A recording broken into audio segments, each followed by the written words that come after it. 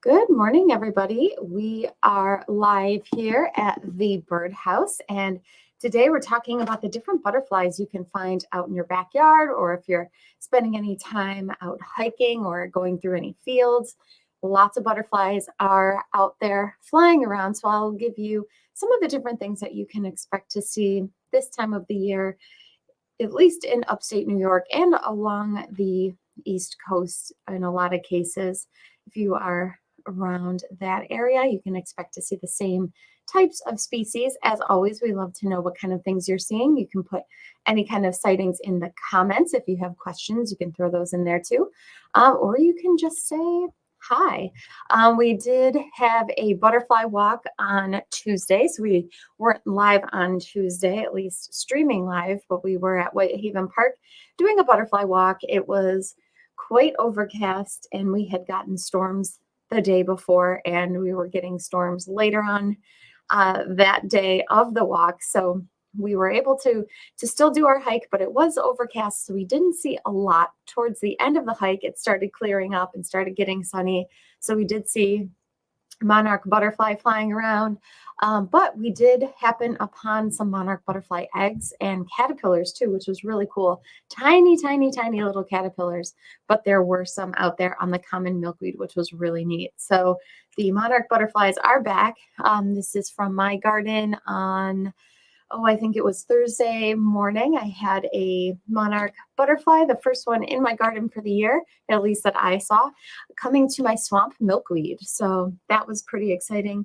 The common milkweed's kind of fizzling out as far as being in bloom, but its leaves are nice and big for those butterflies to lay their eggs on. But right now, the swamp milkweed is in bloom, and the butterfly weed, or the orange milkweed, is in bloom also. So those are great places for these monarch butterflies to go to drink nectar and also lay their eggs. So monarch butterflies are coming back to the area. So in the future, look for caterpillars like this on your milkweed. Probably don't have any this big out there yet. It's a little early in the season, but this is what the caterpillars look like. So if you see a tiny, tiny, tiny little caterpillar with stripes on it, that is going to be most likely a monarch butterfly caterpillar, especially if it's on the milkweed, because that is their host plant that they need to survive to eat. So keep an eye out for these monarch butterflies floating through your garden, coming to the nectar producing plants. And if you have milkweed, they can tuck their abdomen, turn their abdomen, and they will lay eggs on the underside of those milkweed plants. So the monarch butterflies are out there. Now, this is a mimic of the monarch butterfly called the viceroy. It is smaller in size from the monarch butterfly, but it is super similar in color. So they can be really hard to identify one from the other. But if you can't tell just on size alone, if you've got a viceroy or a monarch, keep your eye out on this little stripe on the wing. The viceroys have this stripe that goes through their hind wing, which monarch butterflies do not have. So you're probably most likely to see monarch butterflies over the viceroys, but the viceroys are around here. So are a couple of other butterflies in that same family. This is a white admiral, it's called, has really beautiful coloration. It's pretty dark in color with these beautiful, big, bold white stripes that go through the wings. And then it also has red and blue dots speckling its wings. If you see something like this that doesn't have the white stripe, that is called a red spotted purple. They're known to hybridize, especially in our area. But what I've been seeing most recently and most often, at least here in New York, is the white admiral. If you're further down south towards the Carolinas, you're probably more likely to see the red spotted purple. We had somebody on the walk on Tuesday who had just seen a morning cloak butterfly. So these are really common in the early spring because they do hibernate and spend all winter in their adult butterfly stage, which isn't super common for butterflies around here. So they are one of the first to emerge in the early spring. But we did have somebody who just saw one this week. So very dark butterfly with those blue polka dots, and then also that yellow edge going along its wings. Really cool butterfly there. But the most common thing you're most likely to see in your backyard or anywhere if you're outside is going to be this cabbage white butterfly. Super common. They will eat different vegetables and grasses as far as their caterpillars go. So they can feed on a whole bunch of different things. So they are pretty common in the area. You can tell the difference between male and female, which is pretty fun. The females will have 2 dots on their wings and the males will have 1. So this is a female here with the 2 dots on her wing, and then the males will just have 1 dot. So you can tell the difference there between male and female. And this is what their caterpillars look like. So if you have any different lettuces growing in your garden or broccoli, and you're noticing the leaves are starting to disappear, look on the underside of those leaves. You might have yourself some cabbage white butterfly caterpillars that are eating those leaves, and they do blend in really well with the leaves. I've found sometimes they'll go right along the stem and blend in, and you really have to do a double take to see them. But they are definitely around and easy to find in gardens. I came upon this butterfly yesterday. This is a clouded sulfur butterfly. Looks very similar to the cabbage white butterfly, but different coloration. They can also be quite yellow. And another type of butterfly you might see are skippers in the garden. And skippers have these triangular type wings, and when they fly, they look like they're skipping through the garden. So that's how they get their names. There's a whole bunch of different types. This is called the dun skipper. It's very nondescript. It's very brown in color. There's different orangish colored skippers. So we've got a whole bunch of different types. But if you see something small and triangular like this, that is going to be some type of skipper butterfly. Some other things to be out on the lookout for. I took this picture just yesterday with my cell phone camera. I came upon a great spangled fritillary, which was on a thistle plant there. And when it opened up its wings, you can see it's a bright, bright orange butterfly, really beautiful there, that I came across yesterday in a field.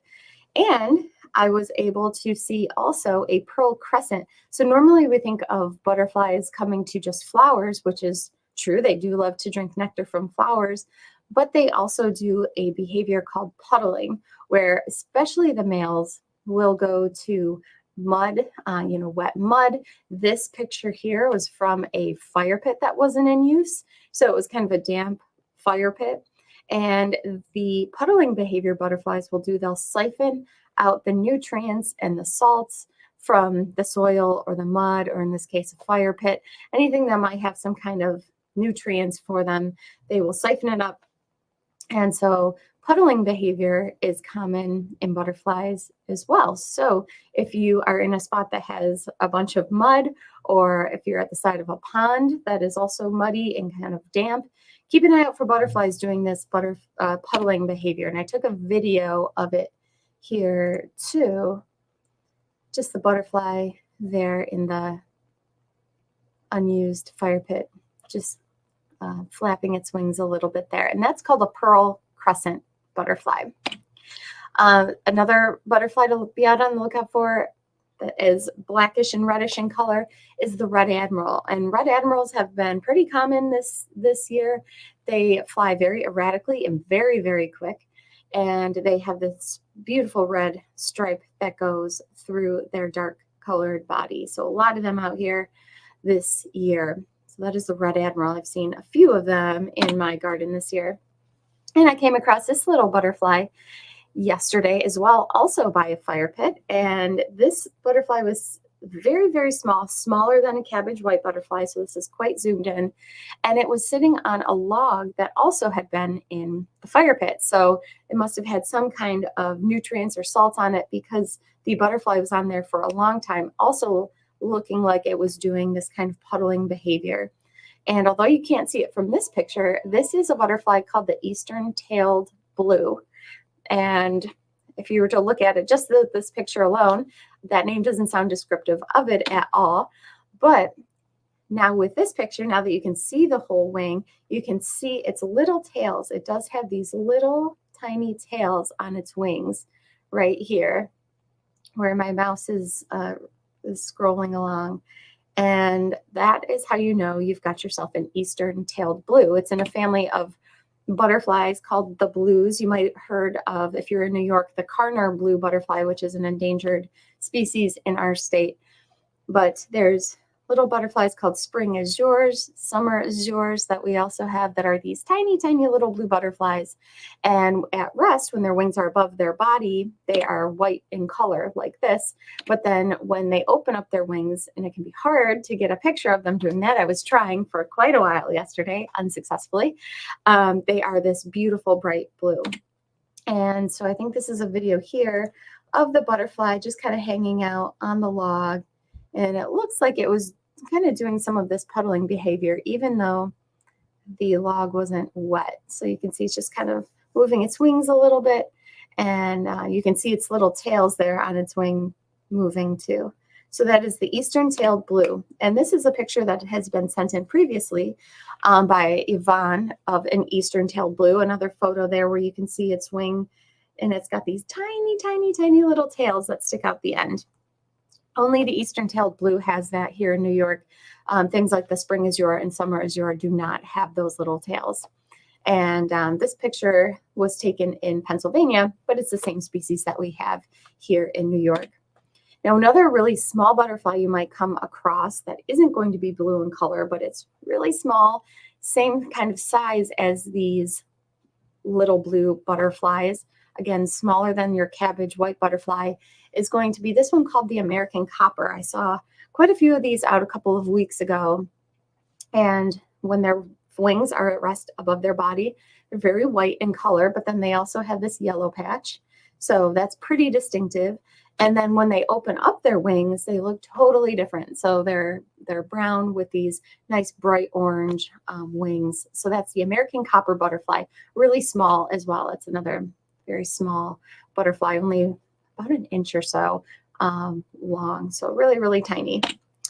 And then there are the tiger swallowtails, of course. And if you see a large yellow butterfly, it's really, really big, it's most likely going to be a tiger swallowtail butterfly, especially if it's flying high above the treetops. That is where they will lay their eggs, usually in nice, big, deciduous trees. That's where they'll lay their eggs, and their caterpillars will feed high up in the treetops. So it's not uncommon to see them flying up high in the trees. And then this video here is from Christy, who works here at the store, who was lucky enough to have a tiger swallowtail visit her native lilies that she's got in her backyard. So really cool moment there of the tiger swallowtail coming to the lily, getting some nectar and pollen there. So that is your tiger swallowtail. Now, another swallowtail you might see that is also large and in the area is called the giant swallowtail. And this can look like a tiger swallowtail, especially when its wings are folded up over its body, like this picture shows. It is quite yellow. So this is a picture of the giant swallowtail that Kate took and sent in.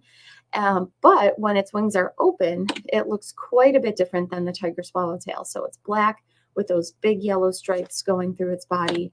So while its wings are at rest and over and up above its body, it looks very, very similar to your tiger swallowtail, but it doesn't have the same stripes as the tiger swallowtail does. So there's your tiger swallowtail, and then you've got the giant swallowtail, which looks quite a bit different when its wings are open. And like its name suggests, it is very, very large. And then there's also black swallowtail.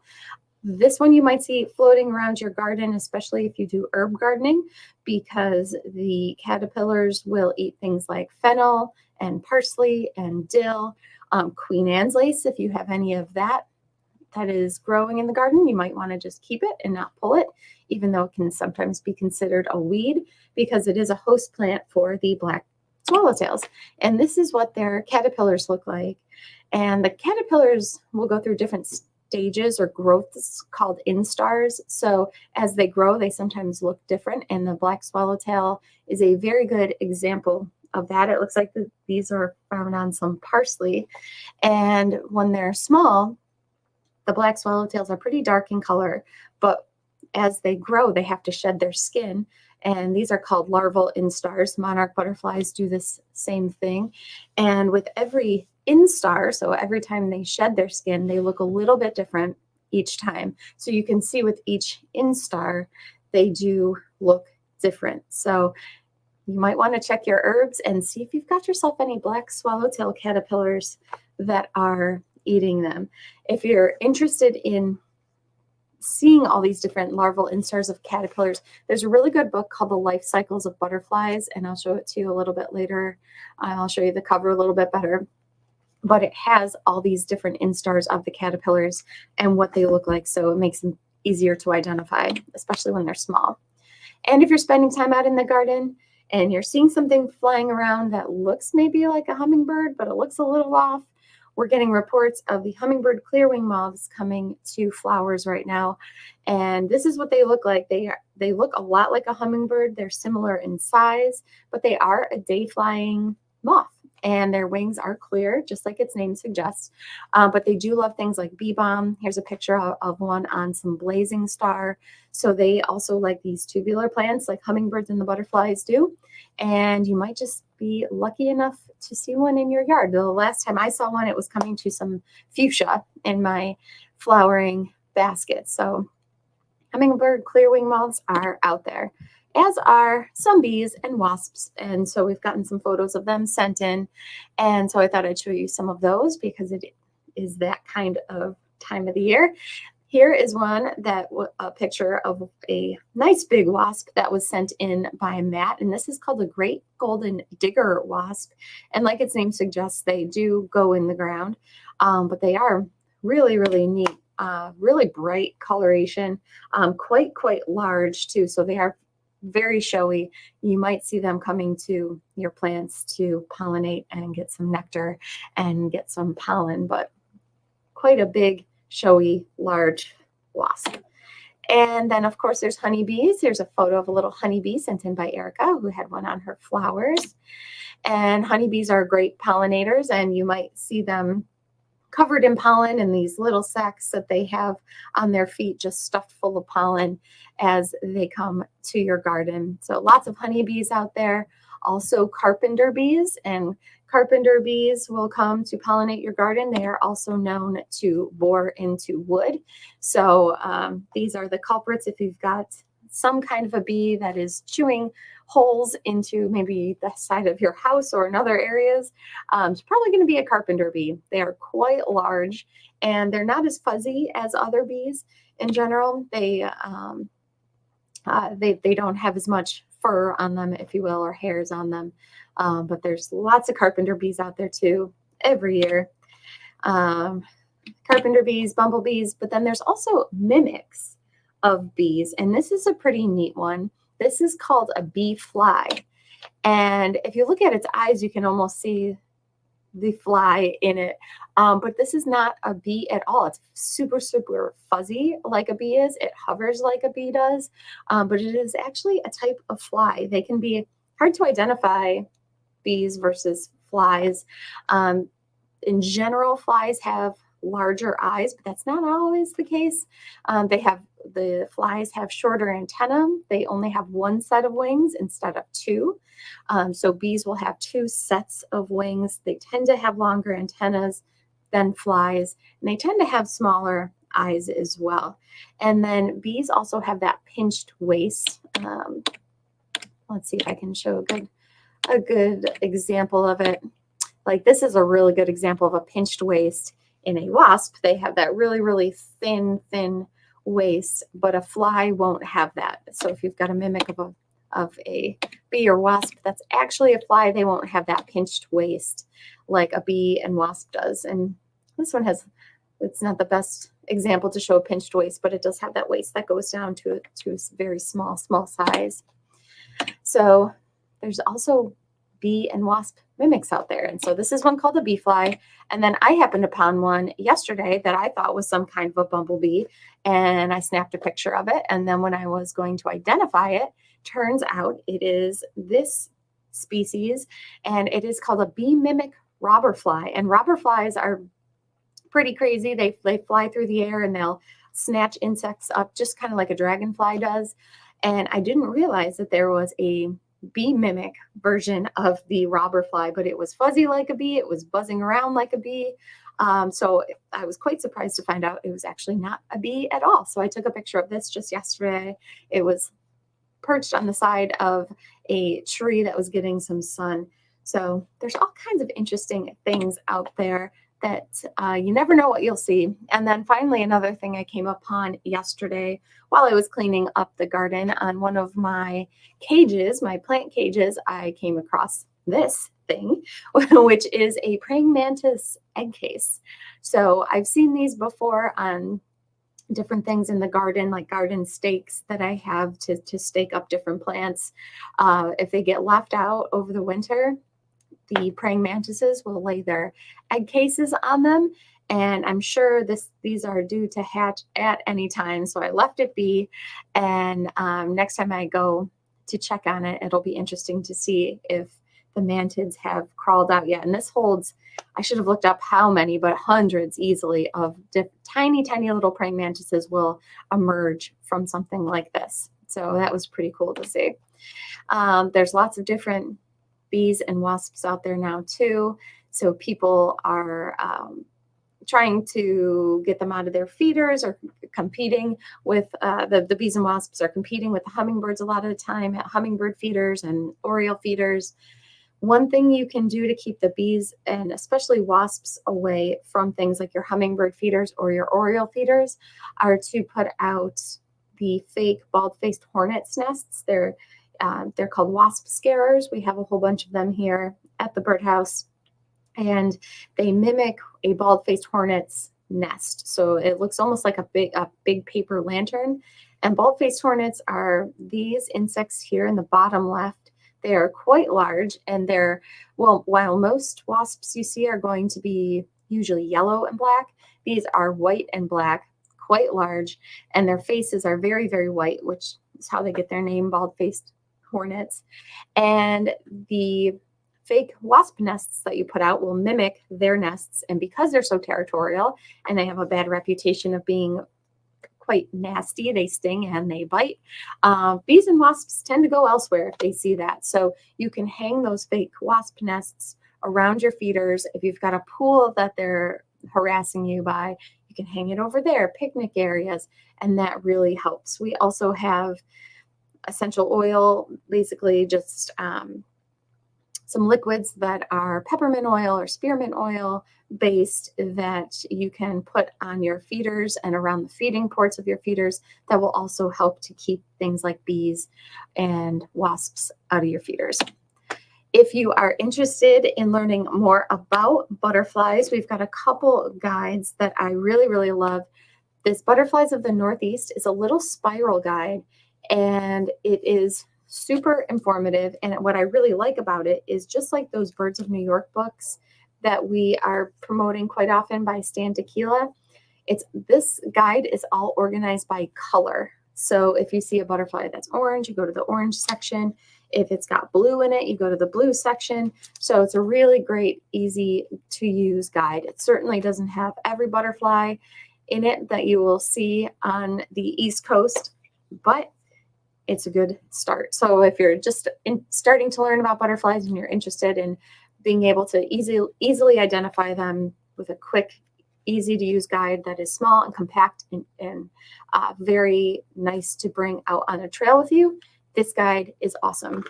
We also have the little laminated folding guides that have quite a bit of information in them. And again, super compact, easy to carry out on the trail. So we've got a whole bunch of butterfly guides. And then this is the book I was talking about that shows the different stages of the caterpillars. It's called The Life Stages of the Butterfly. And it has quite a few different species in there. And it shows their whole life cycle from egg, different instars of the caterpillars. It shows their chrysalis, and then the adult butterfly themselves. So that's a really, really cool book. And it tells you the host plants and everything like that for each species. So, and then finally, we do also have, if you are trying to raise, say, monarch butterflies, or if you want the kits where you can get caterpillars sent to you, like the painted lady butterfly caterpillars, we do have the butterfly garden kits here at the store as well, which is a fun activity for this summer. So that is everything I have prepared for you guys today. It was a lot of flying creatures that had nothing at all to do with birds. But we'll be back on Tuesday with another broadcast, and we will share your bird photos and give you an update about what is going on in the bird world locally. So until then, have a great weekend, and we'll talk to you soon. Bye-bye.